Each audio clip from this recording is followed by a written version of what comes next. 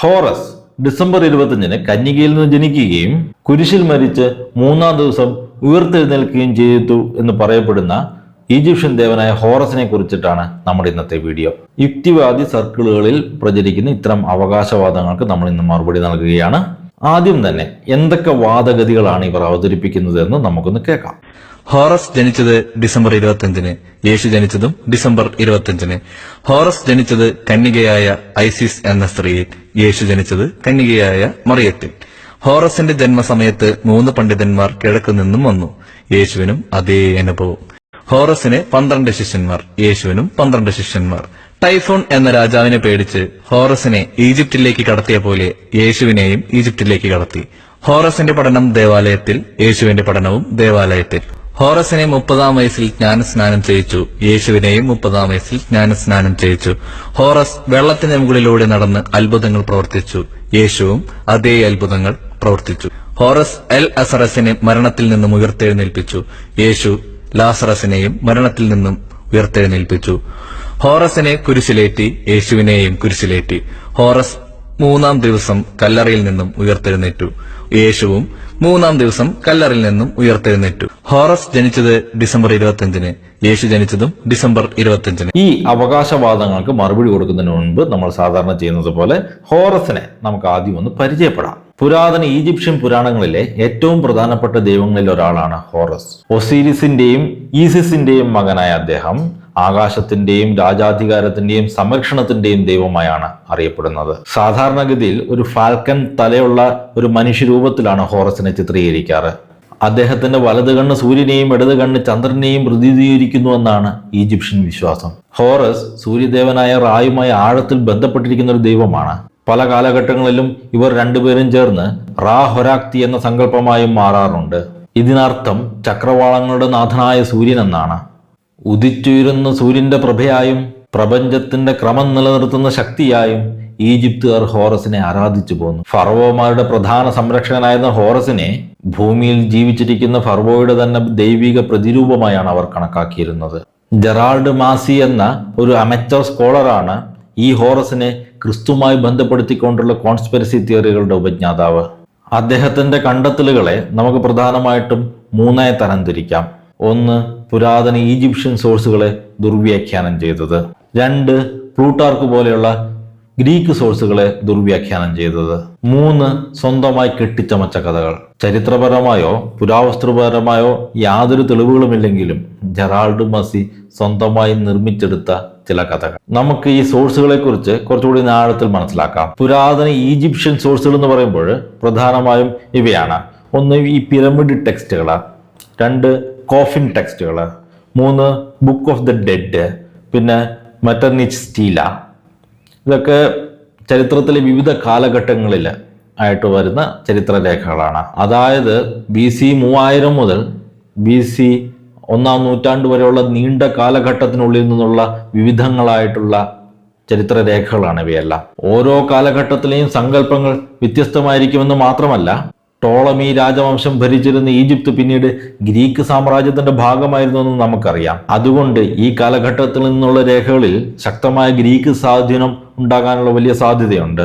ഇനി നമ്മൾ കാണാൻ പോകുന്നത് ഗ്രീക്ക് സോഴ്സുകളാണ്. അത് പ്രധാനമായും പ്ലൂട്ടാർക്കിന്റെ കൃതികളാണ്. പ്രത്യേകിച്ച് അദ്ദേഹത്തിന്റെ മൊറാലിയ എന്ന ഉപന്യാസ ശേഖരം. പുരാതന ഈജിപ്ഷ്യൻ മിത്തുകളെ ഗ്രീക്ക് പ്ലേറ്റോണിക് ദർശനങ്ങളുമായി വിളക്കിച്ചേർക്കാനുള്ള ബോധപൂർവമായ ഒരു ശ്രമമാണ് അദ്ദേഹം ഇവിടെ നടത്തുന്നത്. അദ്ദേഹത്തിന്റെ രചനകൾ ചരിത്രപരമായ ആഖ്യാനങ്ങൾ എന്നതിലുപരി താത്വിക അവലോകനങ്ങളായിരുന്നു. ഇദ്ദേഹം പറയുന്നതൊന്നും യഥാർത്ഥത്തിലുള്ള ഈജിപ്ഷ്യൻ വിശ്വാസങ്ങളായിരുന്നില്ല. നമ്മൾ നേരത്തെ കണ്ട ഈജിപ്ഷ്യൻ സോഴ്സുകളുമായി ഇദ്ദേഹത്തിന്റെ രചനകൾ ഒത്തുപോകുന്നില്ല എന്ന സാരം.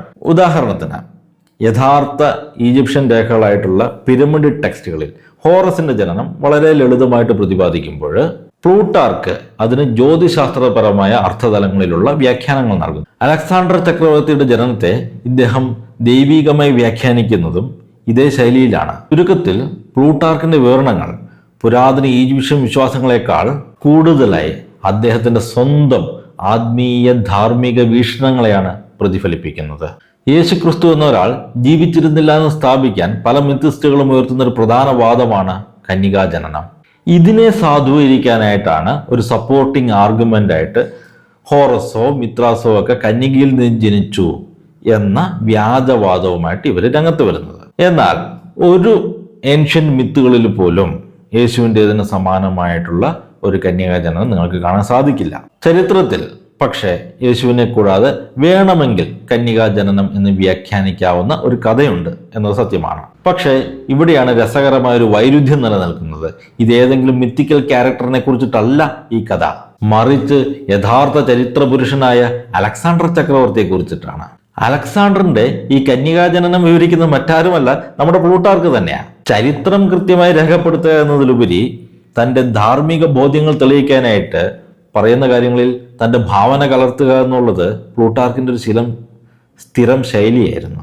പിന്നെ സ്ട്രിക്ട്ലി സ്പീക്കിംഗ് ഇതും ഒരു കന്യകാജനന കഥയൊന്നുമല്ല. ഒരു ഇടിമനിലൂടെ ഗർഭിണിയാകുന്നു എന്നത് ഒഴിച്ചു നിർത്തിക്കഴിഞ്ഞാൽ ഈ ഒളിമ്പിയാസ് ഒരു കന്യകയാണെന്നുള്ള വാദമൊന്നും ഇദ്ദേഹത്തിനില്ല കേട്ടോ. ഹോറസിനെ കുറിച്ചിട്ടുള്ള പ്ലൂട്ടാർക്കിന്റെ വിവരണങ്ങൾ ഈജിപ്ഷ്യൻ പുരാവസ്തു രേഖകളുമായി പൊരുത്തപ്പെടുന്നില്ല. അവ കേവലം ധാർമ്മികത സ്ഥാപിക്കാൻ അദ്ദേഹം രൂപപ്പെടുത്തിയ വ്യാഖ്യാനങ്ങൾ മാത്രമാണ്. ഈജിപ്ഷ്യൻ മിത്തുകളെ ചരിത്രപരമായി രേഖപ്പെടുത്തുക എന്നതിലുപരി അവയ്ക്ക് പിന്നിലെ തത്വചിന്താപരമായ അർത്ഥങ്ങൾ കണ്ടെത്തുകയും അത് ഗ്രീക്ക് ധാർമ്മികതയുമായി എങ്ങനെ പൊരുത്തപ്പെടുന്നു എന്ന് സ്ഥാപിക്കുകയുമായിരുന്നു അദ്ദേഹത്തിന്റെ ലക്ഷ്യം. അതുകൊണ്ട് അദ്ദേഹം പലപ്പോഴും ഈജിപ്ഷ്യൻ കഥകളിൽ സ്വന്തം ഭാവനകൾ കലർത്തിയിട്ടുണ്ട്. ഗ്രീക്കുകാരുടെ ഈ വ്യാഖ്യാന രീതിയെ നമ്മൾ മുൻപ് സോൾ ഇൻവിക്ടസ് വീഡിയോയിൽ കണ്ടതാണ്. ഇതിനെ ഇന്റർപ്രറ്റേഷ്യോ ഗ്രീക്ക എന്ന് വിളിക്കുന്നു. അതായത് അന്യമതങ്ങളിലെ ദേവന്മാരെ സ്വന്തം മതത്തിലെ ദേവന്മാരുമായി താരതമ്യം ചെയ്ത് മനസ്സിലാക്കുക എന്നത് അവരുടെ ഒരു രീതിയായിരുന്നു. അവർക്ക് പരിചയമുള്ള അവരുടെ ദേവന്മാരുടെ ഒരു ലെൻസിൽ കൂടിയായിരിക്കും അവര് മറ്റുള്ള ദേവന്മാരെ നോക്കിക്കാണുക. അതിനുദാഹരണമാണ് ഇദ്ദേഹം ഹോറസിനെ അപ്പോളോ എന്ന് വിളിക്കുന്നതും സേത്തിനെ ടൈഫൂൺ എന്ന് വിളിക്കുന്നതും. ചരിത്രത്തിന്റെ പിതാവായ ഹെറഡോട്ടസ് പോലും ഈജിപ്ഷ്യൻ ദൈവങ്ങളെ ഈ രീതിയിലാണ് വിവരിക്കുന്നത്. മറ്റൊരു കാര്യം ശ്രദ്ധിക്കേണ്ടത്, പ്ലൂട്ടാർക്ക് ജനിക്കുന്നത് തന്നെ യേശുവിന്റെ മരണശേഷമാണ്. അദ്ദേഹം ഈ കൃതികളൊക്കെ രചിക്കുമ്പോഴേക്കും ക്രിസ്തുമതം റോമിൽ ശക്തമായൊരു സ്വാധീനമായി മാറിക്കഴിഞ്ഞിരുന്നു. പറഞ്ഞു വരുന്നത് പ്ലൂട്ടാർക്കിന്റെ വിവരണങ്ങളെ യഥാർത്ഥത്തിലുള്ള ഈജിപ്ഷ്യൻ വിശ്വാസങ്ങളെ തെറ്റിദ്ധരിക്കരുത്. അദ്ദേഹത്തിന്റെ കൃതികൾ വെറും ത്വാത്വിക അവലോകനങ്ങൾ മാത്രമായിരുന്നു എന്ന് മനസ്സിലാക്കണം. കൂടാതെ ക്രൈസ്തവ മതം റോമിലാകെ വ്യാപിച്ച ശേഷം ഇദ്ദേഹം എഴുതുന്ന ഇത്തരം നിരീക്ഷണങ്ങളിൽ ചിലപ്പോൾ ക്രൈസ്തവ വിശ്വാസങ്ങളുടെ സ്വാധീനം ഉണ്ടാകാനാണ് സാധ്യത. അല്ലാതെ അദ്ദേഹത്തിന്റെ എഴുത്തുകൾ ക്രൈസ്തവ വിശ്വാസങ്ങളെ സ്വാധീനിച്ചു എന്ന് പറയുന്നത് ചരിത്രപരമായി നിലനിൽക്കില്ല. ഇതോടെ നമ്മൾ ഹോറസിനെ വളരെ ചുരുക്കത്തിലൊന്ന് പരിചയപ്പെട്ടു. അതോടൊപ്പം ഹോറസിന്റെ കഥകൾ നമുക്ക് ലഭ്യമായിരിക്കുന്ന സോഴ്സുകളെയും നമ്മളൊന്ന് കണ്ടു. ഇത്തരം കോൺസ്പിറസി തിയറിയുമായിട്ട് മുന്നോട്ട് വന്ന ജെറാൾഡ് മസിയെയും നമ്മളൊന്ന് കണ്ടു. ഇനി ഇദ്ദേഹം അവതരിപ്പിക്കുന്ന ഓരോ അവകാശവാദങ്ങൾക്കും നമുക്ക് മറുപടി നൽകാം. ഹോറസ് ജനിച്ചത് ഡിസംബർ 25-ന്, യേശു ജനിച്ചതും ഡിസംബർ 25-ന്. ആദ്യമായി ഡിസംബർ 25-ലെ കന്യകാ ജനനം. പുരാതന ഈജിപ്ഷ്യൻ ഡോക്യുമെന്റുകളിൽ എവിടെയും ഹോറസിന്റെ ജനനം ഡിസംബർ 25-നാണ് രേഖപ്പെടുത്തിയിട്ടില്ല. സത്യത്തിൽ ഈ ഈജിപ്തുകാര് നമ്മൾ ഇന്ന് ഉപയോഗിക്കുന്ന ഗ്രിഗോറിയൻ കലണ്ടറോ അല്ലെങ്കിൽ ജൂലിയൻ കലണ്ടറോ ഒന്നും ആയിരുന്നില്ല ഉപയോഗിച്ചിരുന്നത്. ജൂലിയൻ കലണ്ടർ നിലവിൽ വരുന്നതും ജൂലിയസ് സീസറിന്റെ കാലത്താണ്. അതായത് യേശുവിന്റെ ജനനത്തിനും കുറച്ച് പതിറ്റാണ്ടുകൾ മുൻപ് മാത്രം. 10 എന്ന അർത്ഥം വരുന്ന ദേച്ചം എന്ന ലാറ്റിൻ വാക്കിൽ നിന്നാണ് ഡിസംബർ എന്ന മാസത്തിന്റെ പേരുണ്ടാകുന്നത്. പുരാതന ഈജിപ്തിൽ ഈ ജൂലിയൻ കലണ്ടറോ ഡിസംബർ എന്ന മാസമോ ഇല്ലായിരുന്നു. അതുകൊണ്ട് ഡിസംബർ 25-ന് ഇവർ ഹോറസിന്റെ പിറന്നാൾ ആഘോഷിച്ചു എന്ന വാദമേ നിലനിൽക്കില്ല. ഹോറസിന്റെ ജനനം വിന്റർ സോൾസ്റ്റേസിനോട് അനുബന്ധിച്ചാണ് എന്ന് പ്ലൂട്ടാർക്ക് രേഖപ്പെടുത്തിയിട്ടുണ്ട് എന്നുള്ളത് ശരിയാണ്. പക്ഷേ ഇദ്ദേഹത്തിന്റെ വിവരണങ്ങളിൽ ചില പ്രശ്നങ്ങളുണ്ട്. ആദ്യം ഇദ്ദേഹം എന്താണ് പറയുന്നതെന്ന് നമുക്കൊന്ന് നോക്കാം. പ്ലൂട്ടാർക്ക് ഹാർപ്പോക്രേറ്റീസിന്റെ ജനനത്തെക്കുറിച്ച്, അതായത് ഹോറസിന്റെ ജനനത്തെക്കുറിച്ച് പറയുന്നത് ഇപ്രകാരമാണ്. ഈ ബേബി ഹോറസിനെ ഇവർ വിളിക്കുന്നത് ഹാർപ്പോക്രേറ്റീസ് എന്നാണ് കേട്ടോ. അത് പ്ലൂട്ടാർക്കിന്റെ ഒരു പ്രയോഗമാണ്. On the 6th day of the month of Paofi and about the time of the winter solstice, she gave birth to Harpocrates, imperfect and premature, amid the early flowers and shoots. For this reason, they bring to him as an offering the first fruits of growing lentils, and the days of his birth they celebrate after the spring equinox. പവോഫി മാസത്തിലെ 6-ാം തീയതി, അതായത് winter solstice സമയത്ത് അവൾ ഹാർപ്പോക്രേറ്റീസിനെ പ്രസവിച്ചു. അകാലത്തിൽ ജനിച്ചവനും അപൂർണനുമായിരുന്നു, അതായത് പ്രീമച്ചുർ birth ആയിരുന്നു. ആദ്യമായി മുളച്ചു വരുന്ന പൂക്കൾക്കും നാമ്പുകൾക്കും ഇടയിലാണ് അവൻ ജനിച്ചത്. ഇക്കാരണത്താൽ വളർന്നു വരുന്ന പയർവർഗ്ഗങ്ങളുടെ ആദ്യ വിളവ് അവർ അവന് കാഴ്ചയർപ്പിക്കുന്നു. മാത്രമല്ല അവന്റെ ജന്മദിവസങ്ങൾ സ്പ്രിംഗ് ഇക്വിനോക്സിന് ശേഷം ആണ് അവർ ആഘോഷിക്കുന്നത്. മൊത്തം ഒന്ന് കൺഫ്യൂസ് ആയിട്ടുണ്ട് അല്ലേ? പഞ്ചപാണ്ഡവന്മാര് കട്ടിൽക്കാല് പോലെ 3 എന്ന് പറയുന്നത് പോലെ ഒരു വിവരണമാണ് ഇദ്ദേഹം ഇവിടെ നൽകുന്നത്. അലക്സാണ്ട്രിയൻ കലണ്ടർ പ്രകാരം പവോഫി 6 വരുന്നത് ഒക്ടോബർ ആദ്യവാരത്തിലാണ്. പിന്നെ ഇതിനോടൊപ്പം ഇദ്ദേഹം പറയുന്നത് വിന്റർ സോൾസ്റ്റൈസ് വരുന്നത് ഡിസംബർ അവസാനമാണ്. എന്നിട്ട് പ്ലൂട്ടാർക്ക് നേരെ സ്പ്രിംഗ് ഇക്വിനോക്സിലേക്ക് വെച്ചു കൊടുത്തു. എന്നിട്ട് പറയാ ഇദ്ദേഹത്തിന്റെ പിറന്നാൾ സ്പ്രിംഗ് ഇക്വിനോക്സിന്റെ അനുബന്ധിച്ച് ആഘോഷിച്ചിരുന്നു. കൂട്ടി വായിച്ചു കഴിഞ്ഞാൽ ഒക്ടോബർ ആദ്യവാരം ഡിസംബർ അവസാനത്തോടെ ജനിച്ച് ആ ആഘോഷം സ്പ്രിംഗ് ഇക്വിനോക്സിന് ആഘോഷിച്ചു. അതാണ് ഞാൻ പറഞ്ഞത് പഞ്ചപാണ്ഡവന്മാര് കട്ടിൽക്കാല് പോലെ 3. ഇത് ഒരു ചരിത്രപരമായ വിവരണമല്ല, മറിച്ച് അദ്ദേഹത്തിന്റെ ഒരു താത്വിക അവലോകനം മാത്രമാണ് എന്ന് തെളിയിക്കുന്ന വരികളാണ്. ഈ വരികളുടെ അടിസ്ഥാനത്തിലാണ് ഡിസംബർ 25 ഹോറസ് ജനിച്ചു എന്ന വാദങ്ങളുമായിട്ട് ഇവർ വരുന്നത്. എന്നാൽ ഇത് യഥാർത്ഥ ചരിത്രമോ ഈജിപ്ഷ്യൻ വിശ്വാസങ്ങളുടെ കൃത്യമായ വിവരണമോ അല്ല. പോരാത്തതിന് ഈജിപ്തുകാർ വിന്റർ സോൾസ്റ്റൈസിനോടനുബന്ധിച്ച് ഹോറസിന്റെ പിറന്നാളോ മറ്റെന്തെങ്കിലും ആഘോഷങ്ങളോ നടത്തിയതിന് യാതൊരു തെളിവും പുരാതന ഈജിപ്ഷ്യൻ രേഖകളിൽ നിന്ന് ലഭ്യമല്ല. എന്നാൽ ഈജിപ്തിൽ പ്ലൂട്ടാർക്കിന് മുൻപുള്ള യഥാർത്ഥ ഈജിപ്ഷ്യൻ രേഖകളിൽ, ഉദാഹരണത്തിന് ദന്തേര ഇൻസ്ക്രിപ്ഷനുകളിലൊക്കെ ഹോറസിന്റെ ജന്മദിനം ആഘോഷിക്കുന്നതായി പറയുന്നത് വിന്റർ സോൾസ്റ്റൈസിനോടനുബന്ധിച്ചല്ല, മറിച്ച് ഈജിപ്ഷ്യൻ മാസമായ മൊസോറിലാണ്. ഇത് ഏകദേശം ജൂലൈ ഓഗസ്റ്റ് മാസങ്ങളിലായിട്ട് വരും. ചുരുക്കത്തിൽ ഈജിപ്ഷ്യൻ മിത്തുകളെ ഗ്രീക്ക് തത്വചിന്തകളുമായി കൂട്ടിച്ചേർത്തപ്പോൾ ഉണ്ടായ ഒരു ഭാവന മാത്രമാണ് ഈ വിന്റർ സോൾസ്റ്റൈസിലെ ജനനം. അതിനെ വീണ്ടും ദുർവ്യാഖ്യാനം ചെയ്താണ് ജെറാൾഡ് മസിയൊക്കെ ഡിസംബർ 25 എന്ന ദിവസത്തിലേക്ക് എത്തിച്ചേരുന്നത്. കൂടാതെ ബൈബിളിൽ യേശുവിന്റെ ജനന തീയതി പ്രതിപാദിക്കുന്നില്ല എന്നതും ഇത്തരമൊരു താരതമ്യത്തിന്റെ പ്രസക്തി തന്നെ ഇല്ലാതാക്കുകയാണ്. എങ്ങനെയാണ് ക്രൈസ്തവർ യഥാർത്ഥത്തിൽ ഡിസംബർ 25 ക്രിസ്മസ് ആഘോഷിച്ചു തുടങ്ങിയത് എന്ന് വ്യക്തമായി വിവരിച്ചുകൊണ്ട് ഞാൻ മറ്റൊരു വീഡിയോ ചെയ്തിട്ടുണ്ട്. നിങ്ങൾക്ക് ആ വീഡിയോ എന്റെ യൂട്യൂബ് ചാനലിൽ കാണാവുന്നതാണ്. ഹോറസ് ജനിച്ചത് കന്യകയായ ഐസിസ് എന്ന സ്ത്രീയിൽ, യേശു ജനിച്ചത് കന്യകയായ മറിയത്തിൽ. ഇനി അടുത്ത വാദം കന്യകാജനനമാണ്. ഹോറസിന്റെ മാതാവ് ഈസിസ് ഒരു കന്യകയായിരുന്നു എന്നുള്ളത് ഈജിപ്ഷ്യൻ മിത്തോളജികളിലെ രേഖകളുമായി ചേർന്ന് പോകുന്നതല്ല. മാത്രമല്ല, നിങ്ങൾ ഈ പറയുന്ന പ്ലൂട്ടാർക്ക് തന്നെ ഹോറസിന്റെ ജനനം ഒസീരിസിൽ നിന്നും ഈസിസിൽ നിന്നുമാണെന്ന് അർദ്ധശങ്കയ്ക്കിടയില്ലാത്ത വിധം വ്യക്തമായി പറഞ്ഞു വെക്കുന്നുണ്ട്. The birth of Apollo from Isis and Osiris എന്ന് പ്ലൂട്ടാർക്കിന്റെ കൃതിയിലെ 54-ാം പാരഗ്രാഫിൽ നിങ്ങൾക്ക് വ്യക്തമായും കാണാം. ഇവിടെ അപ്പോളോയുടെ പേര് കണ്ട് ആരും കൺഫ്യൂഷൻ അടിക്കണ്ട. ഇത് ഞാൻ നേരത്തെ പറഞ്ഞ ഇന്റർപ്രറ്റേഷ്യോ ഗ്രീക്ക തന്നെയാണ്. അതായത് ഗ്രീക്കുകാർ മറ്റ് മതങ്ങളിലെ ദേവന്മാരെ കണ്ടിരുന്നത് അവരുടെ ദൈവങ്ങളുടെ ഒരു ലെൻസ് വെച്ചിട്ടാണ്. അവരുടെ ദൈവമായ അപ്പോളോസിന് സമാനമായി അവര് ഹോറസിനെ കണ്ടതുകൊണ്ടാണ് ഹോറസ് എന്നുള്ള പേരിന് പകരം അപ്പോളോയുടെ പേര് ഉപയോഗിച്ചിരിക്കുന്നത്. ഈജിപ്ഷ്യൻ പുരാണങ്ങൾ പ്രകാരം ഈസിസ് ഒസീരിസിന്റെ പത്നിയായിരുന്നു. സേത്ത് കൊലപ്പെടുത്തി വെട്ടിനുറുക്കി ചെതറിച്ചു കളഞ്ഞ ഒസീരിസിന്റെ ശരീരഭാഗങ്ങൾ ഈസിസ് ശേഖരിക്കുകയും മാന്ത്രികമായി പുനഃസൃഷ്ടിക്കുകയും പിന്നീട് ആ മൃതദേഹത്തിൽ നിന്ന് ഗർഭം ധരിക്കുകയുമാണ് ചെയ്തിരിക്കുന്നത്. ഇതൊരു കന്യകാജനനമല്ല, സ്വന്തം ഭർത്താവായ ഒസീരിസിൽ നിന്ന് തന്നെയാണ് ഈസിസ് ഹോറസിനെ ഗർഭം ധരിച്ചിരിക്കുന്നത്. പിന്നെ ഈ വീഡിയോയിൽ പറയുന്നത് കൂടാതെ മറ്റൊരു ആരോപണം കൂടി പൊതുവെ ഉന്നയിക്കാറുണ്ട്. ഈസിസ് മേരി എന്നാണ് ഈസിസിന്റെ പേര് എന്ന് ചിലര് ആക്ഷേപം ഉന്നയിക്കുന്നുണ്ട്. പക്ഷെ ഈ മേരി എന്നത് ഒരു പേരല്ല, പ്രിയപ്പെട്ടവൾ എന്നർത്ഥം വരുന്ന ഒരു ഈജിപ്ഷ്യൻ വാക്കാണ്. ഭാഷാപരമായും ചരിത്രപരമായും പരിശോധിക്കുമ്പോൾ ഈ ഒരു വാദത്തിന് യാതൊരു അടിസ്ഥാനവും ഇല്ല എന്ന് നമുക്ക് മനസ്സിലാക്കാൻ സാധിക്കും. യുക്തിവാദികളെ നിങ്ങൾക്ക് കോമൺ സെൻസ് എന്നൊന്നുണ്ടെങ്കിൽ അതൊന്നെടുത്ത് ഉപയോഗിക്കുക. ഈ മേരി എന്നുള്ളത് മറിയത്തിന്റെ പേരിന്റെ ഇംഗ്ലീഷ് ഭാഷയിലുള്ള ട്രാൻസ്ലിറ്ററേഷൻ ആണ്. ഈ ഇംഗ്ലീഷ് ഭാഷ എന്നാണ് നിലവിൽ വന്നതെന്നുള്ള ഒരു അടിസ്ഥാന ബോധമെങ്കിലും നിങ്ങൾക്ക് ഉണ്ടാവണം. 10-ാം നൂറ്റാണ്ടിന് ശേഷം മാത്രമാണ് ഈ മേരി എന്ന വാക്ക് ആദ്യമായി ഉപയോഗിച്ച് കാണുന്നത്. മറിയ അല്ലെങ്കിൽ മറിയം എന്നൊക്കെയാണ് ഒറിജിനൽ ഗ്രീക്ക് മാനുസ്ക്രിപ്റ്റുകളിൽ ഉപയോഗിച്ച പേര്.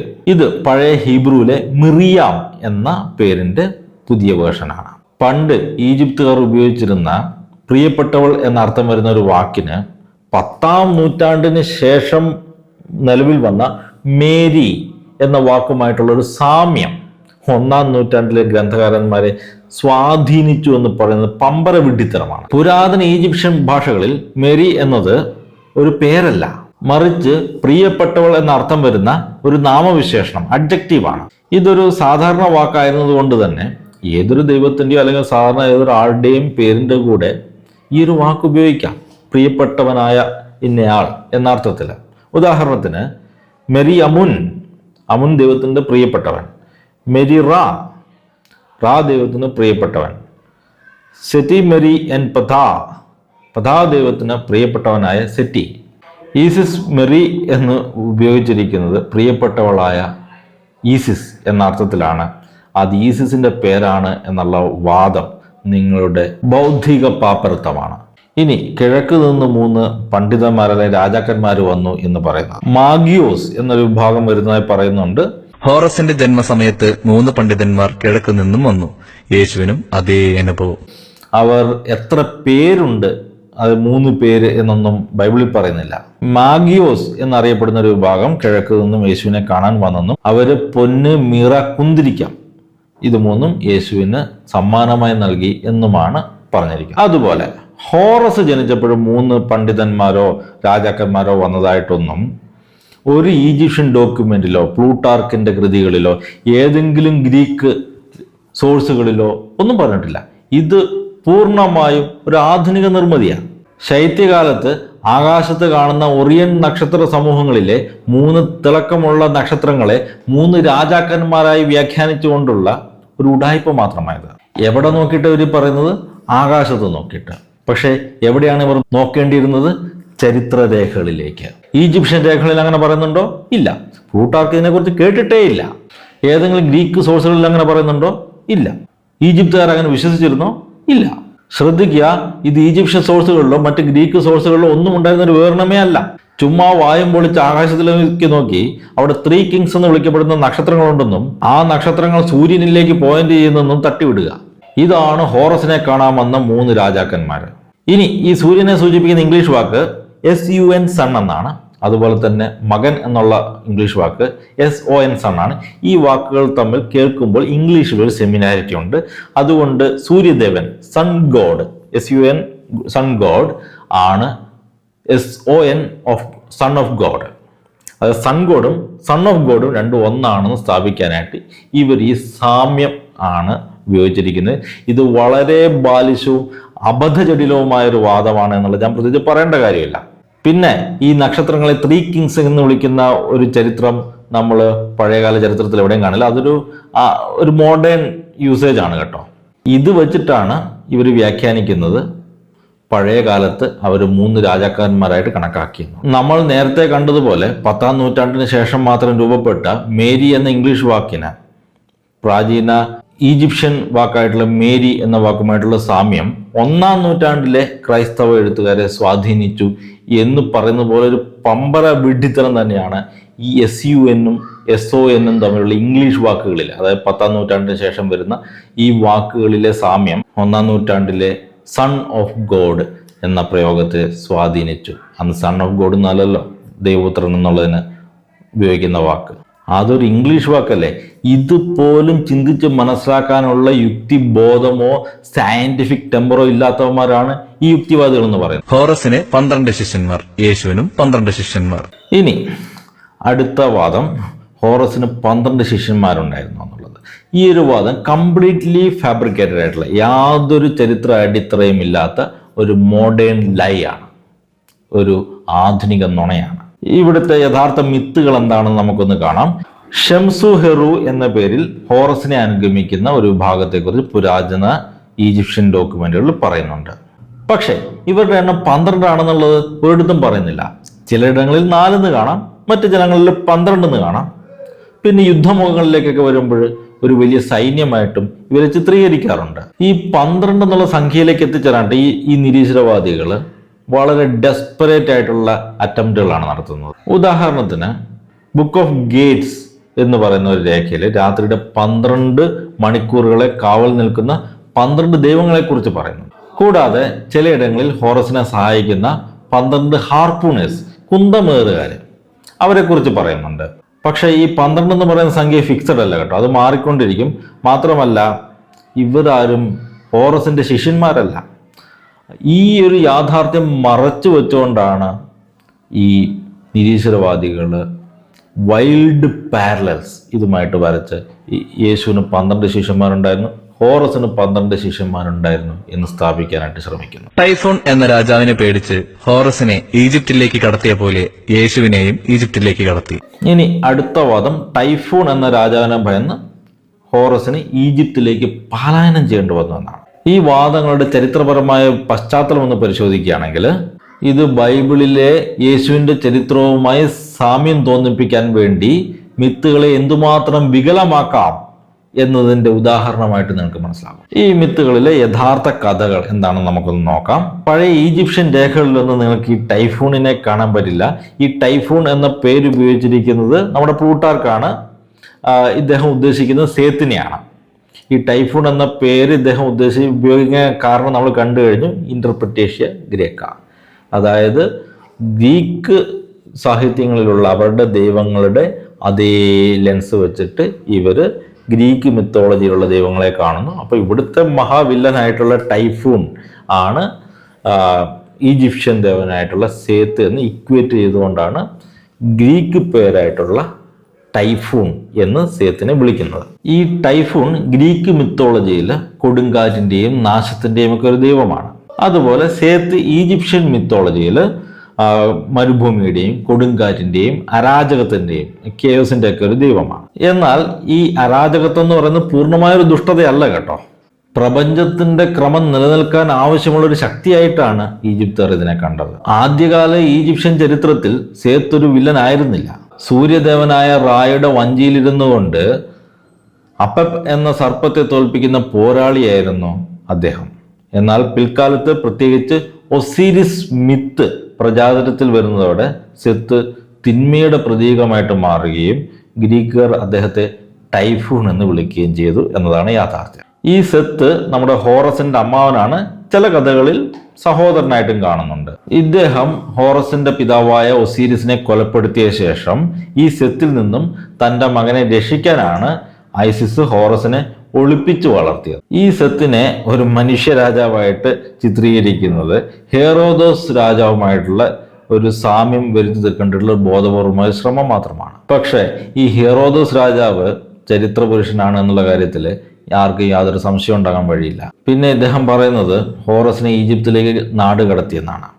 ശ്രദ്ധിക്കുക, ഈ കഥ നടക്കുന്നത് തന്നെ ഈജിപ്തിലാണ്. ഐസിസ് ഈ ഹോറസിനെ ഒളിപ്പിക്കുന്നത് നൈൽ നദീതടത്തിലെ ഖെമിസ് എന്ന ഒരു ചതുപ്പ് നിലത്തിലാണ്. അതായത് ഈജിപ്തിനുള്ളിൽ തന്നെ ഒരു സ്ഥലത്തു നിന്നും മറ്റൊരു സ്ഥലത്തിലേക്ക് മാറ്റുക മാത്രമേ ചെയ്തുള്ളൂ. യേശുവുമായി അവർ ഇസ്രായേലിൽ നിന്നും ഈജിപ്തിലേക്ക് പലായനം ചെയ്തതുപോലെ അതുമായിട്ട് യാതൊരു രീതിയിലും താരതമ്യം ചെയ്യാൻ പറ്റുന്നതല്ല ഇത്. ഈജിപ്തിലുള്ള ഒരാള് ഈജിപ്തിലേക്ക് പലായനം ചെയ്യുന്നു എന്ന് പറയുന്നത് അസംബന്ധമാണ്. ഹോറസിന്റെ പഠനം ദേവാലയത്തിൽ, യേശുവിന്റെ പഠനവും ദേവാലയത്തിൽ. അടുത്ത ആരോപണം, ഹോറസിന്റെ ബാല്യകാല പഠനം ദേവാലയത്തിലായിരുന്നു എന്നാണ്. യേശു എവിടെയാണ് ദേവാലയത്തിൽ പോയിട്ടുള്ളത്? ബൈബിളിൽ അങ്ങനെയൊന്നും പറയുന്നില്ല. യേശു ദേവാലയത്തിൽ പഠിക്കാൻ പോയത് ബൈബിളിലോ ക്രൈസ്തവ വിശ്വാസങ്ങളിലോ എവിടെയില്ല. ഇനി നമുക്ക് ഹോറസിലേക്ക് വരാം. ഈ വാദത്തിന്റെ ചരിത്രപരമായ പശ്ചാത്തലം പരിശോധിച്ചാൽ ഇത് യഥാർത്ഥത്തിലുള്ള ഈജിപ്ഷ്യൻ മിത്തോളജിയിലോ പിൽക്കാലത്ത് വന്ന ഗ്രീക്ക് സോഴ്സുകളിലോ എവിടെയും ഇല്ലാത്ത ഒരു വാദമാണെന്ന് നമുക്ക് കാണാം. ഇത് പൂർണ്ണമായും നമ്മുടെ ആധുനിക യുക്തിവാദികളുടെ തലയ്ക്കുള്ളിൽ വിരിഞ്ഞ സങ്കല്പങ്ങൾ മാത്രമാണ്. പുരാതന ഈജിപ്ഷ്യൻ രേഖകൾ പ്രകാരം ഹോറസിന്റെ ബാല്യകാലം ഒരു ദേവാലയത്തിലൊന്നും ആയിരുന്നില്ല, മറിച്ച് നൈൽ നദിയുടെ ചതുപ്പ് നിലങ്ങളിലായിരുന്നു. അമ്മാവനായ സേത്തിൽ നിന്ന് രക്ഷപ്പെടാൻ വേണ്ടിയിട്ട് ഈസിസ് ഹോറസിനെ അവിടെ ഒളിപ്പിച്ചതാ. അവിടെ വെച്ച് ഹോറസിനെ തേള് കടിക്കുന്നതും അമ്മയായി ഈസിസ് സ്വന്തം മാന്ത്രിക ശക്തി ഉപയോഗിച്ചും തോത്ത് എന്ന ദൈവത്തിന്റെ സഹായത്തോടും കൂടി ഹോറസിനെ സുഖമാക്കുന്നതുമൊക്കെ കഥയിലുണ്ട്.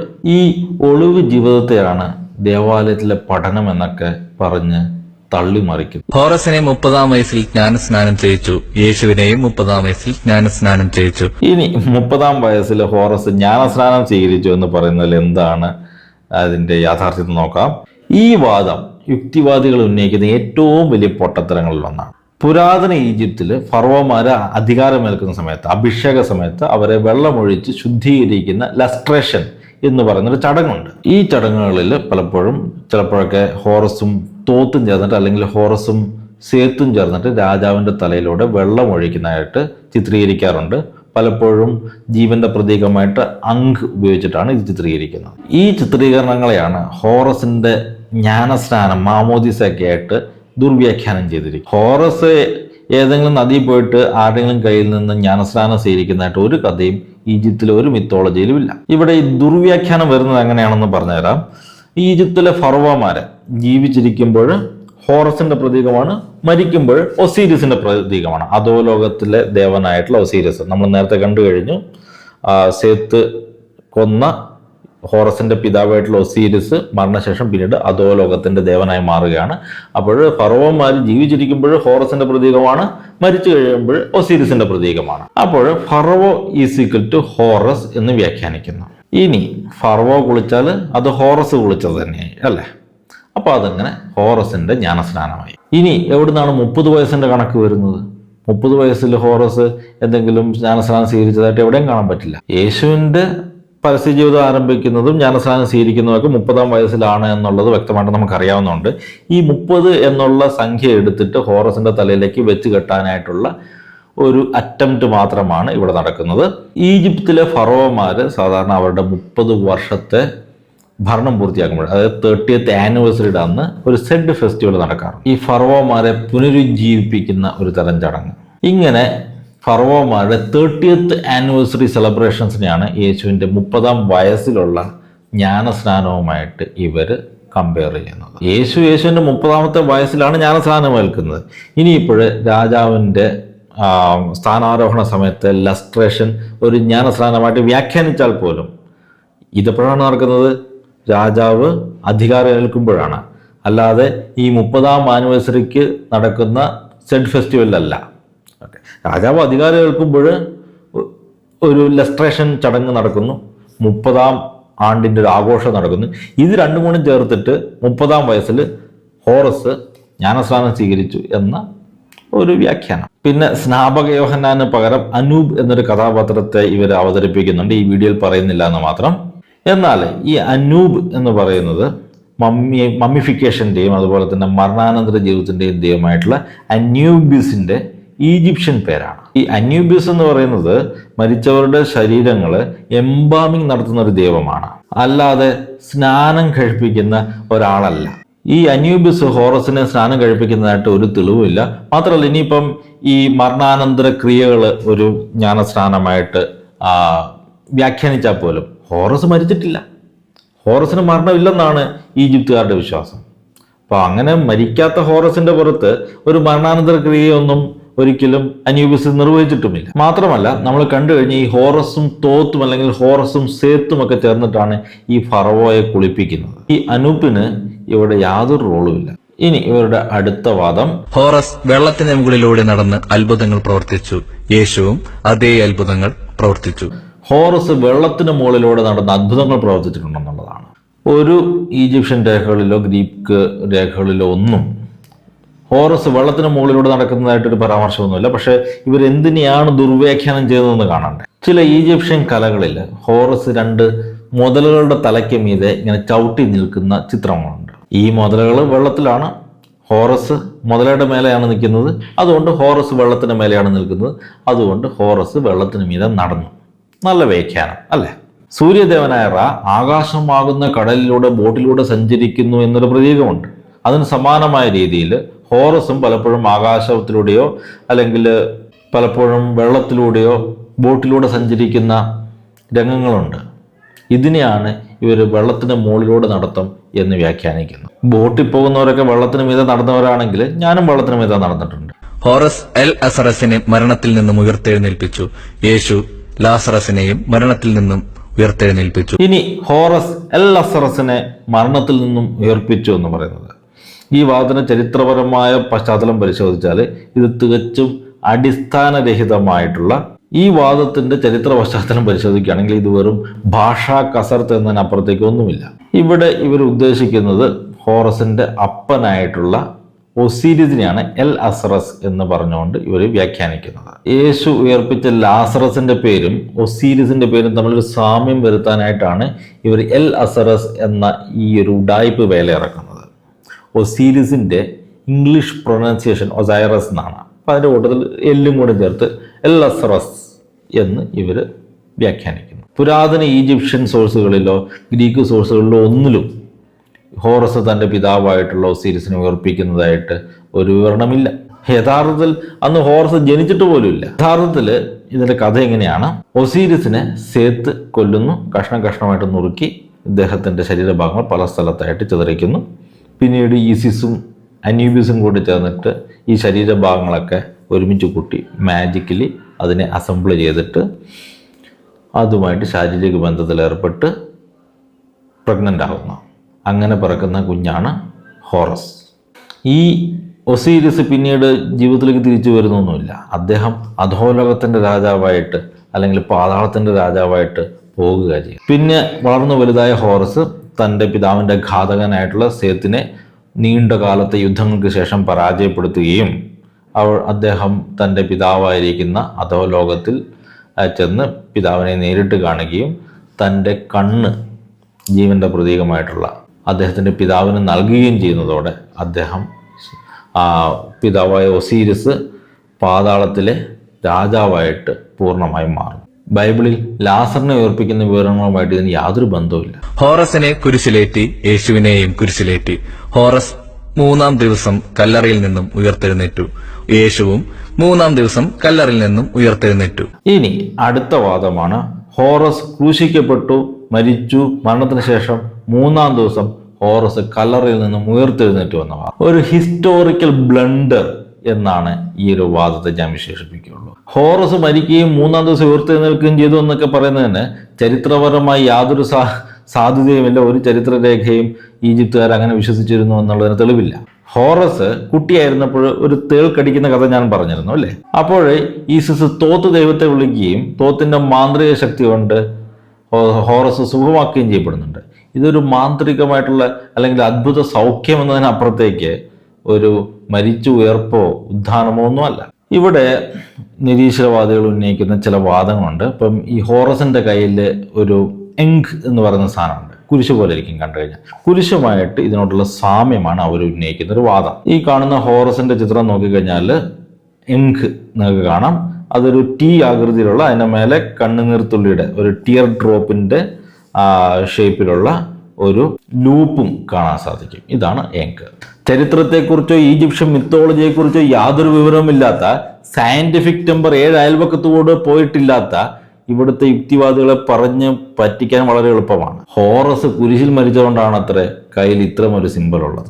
എന്നാൽ നമ്മൾ ചരിത്രത്തിലേക്ക് തിരിഞ്ഞു നോക്കുമ്പോൾ കാണുന്ന ചിത്രം മറ്റൊന്നാണ്. പുരാതന ഈജിപ്ഷ്യൻ സംസ്കാരത്തിലെവിടെയും ക്രൂസിഫിക്ഷൻ എന്ന ഈ ഒരു ശിക്ഷാരീതി നിലവിലേ ഇല്ലായിരുന്നു. ഹോറസ് ക്രൂശിക്കപ്പെട്ടു എന്ന് ഒരു പുരാതന ഈജിപ്ഷ്യൻ ഡോക്യുമെന്റുകളിലോ ഗ്രീക്ക് സോഴ്സുകളിലോ പ്ലൂട്ടാർക്കോ ഒന്നും പറയുന്നില്ല.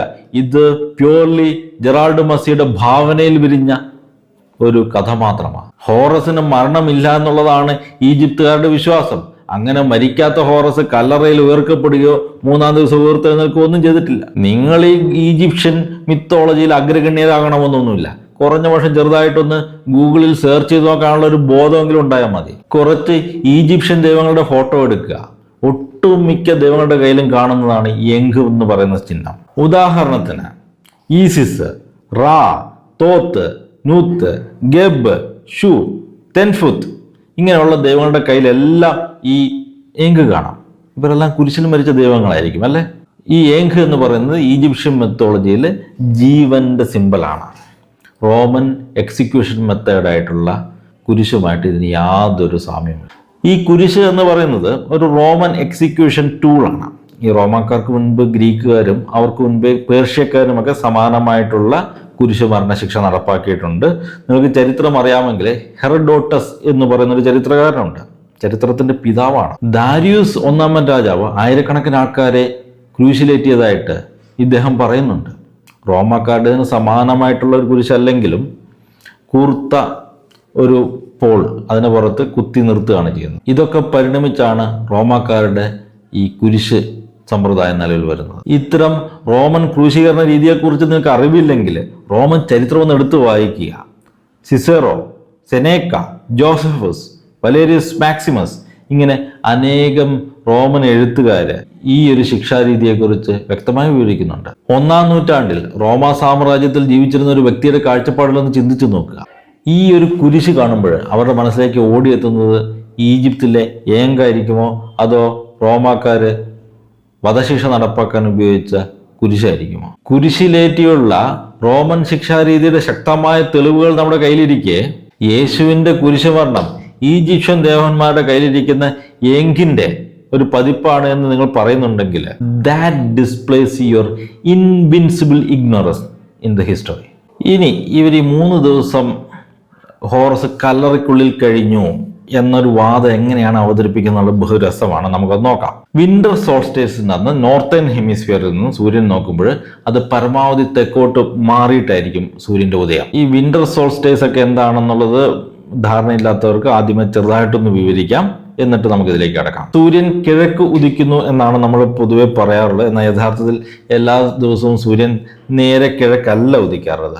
നാം ദിവസവും നിരീക്ഷിക്കുകയാണെങ്കിൽ ഓരോ ദിവസവും സൂര്യൻ ഉദിക്കുന്ന സ്ഥാനം ഒന്നെങ്കിൽ അല്പം തെക്കോട്ടോ അല്ലെങ്കിൽ വടക്കോട്ടൊക്കെ മാറി മാറി വരുന്നതായിട്ട് കാണാൻ പറ്റും. ഡിസംബർ മാസത്തിലെ വിന്റർ സോൾസ്റ്റേസിൻ്റെ അന്ന് സൂര്യൻ നമ്മൾ നേരത്തെ കണ്ടതുപോലെ ഏറ്റവും തെക്കോട്ട് മാറിയിട്ടായിരിക്കും ഉദിക്കുന്നത്. അപ്പം ഇതിൻ്റെ എഫക്ട്സ് എന്താണെന്ന് വെച്ച് കഴിഞ്ഞാൽ, ഒന്ന്, ഉത്തരാർദ്ധഗോളത്തിൽ ഇന്ത്യ ഉൾപ്പെടെയുള്ള രാജ്യങ്ങളിൽ പകലിന് നീളം ഏറ്റവും കുറവായിരിക്കും, രാത്രിക്ക് നീളം വളരെ കൂടുതലും, വടക്കോട്ട് പോകുന്തോറും പകലിൻ്റെ ദൈർഘ്യം കുറഞ്ഞു കുറഞ്ഞു വരും.